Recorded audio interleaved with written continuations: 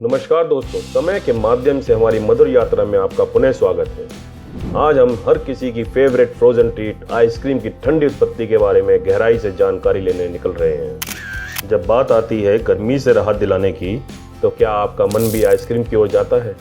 यह गर्मी के मौसम में हमारे मन को ठंडक पहुँचाती है।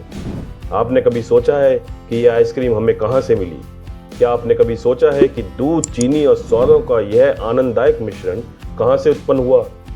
इस प्रश्न का जवाब छिपा है इतिहास की गहराई में। गर्मियां शुरू हो गई हैं। इस मौसम से राहत दिलाने का कार्य करती है आइसक्रीम। आइसक्रीम इस ग्रह पर सबसे अधिक पसंद की जाने वाली मिठाइयों में से एक है। आइसक्रीम बच्चों को बहुत प्रिय है, और बच्चों को ही नहीं, ये बड़ों को भी बहुत प्रिय है। कुछ लोग तो इसे सर्दियों में भी खाना पसंद करते हैं। चलिए देखते हैं कि आइसक्रीम आखिर हमारे बीच कैसे आई।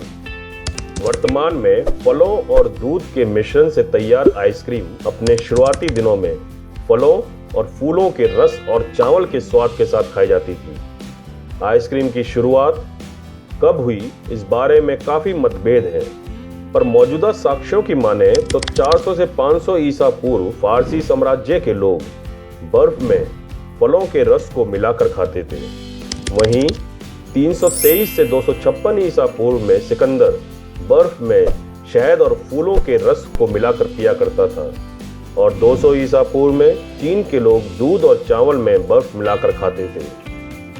धीरे धीरे समय बीता और 54 से 86 ईस्वी में मार्को पोलो अपनी यात्रा के दौरान जब चीन पहुंचा, तो चीन की यह प्रक्रिया, जिसे वाटर आइस शरबत कहा जाता था, देखकर बड़ा प्रभावित हुआ और इसकी जानकारी यूरोप ले गया।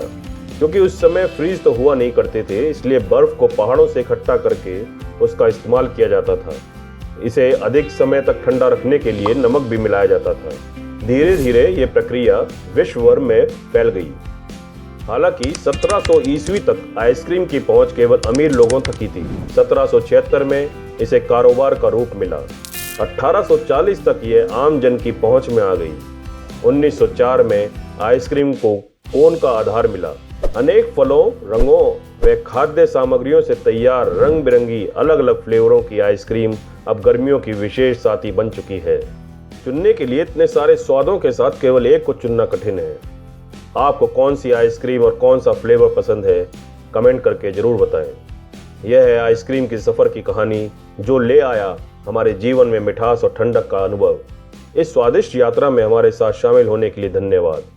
अधिक मधुर सामग्री के लिए लाइक व सब्सक्राइब का बटन दबाना ना भूलें।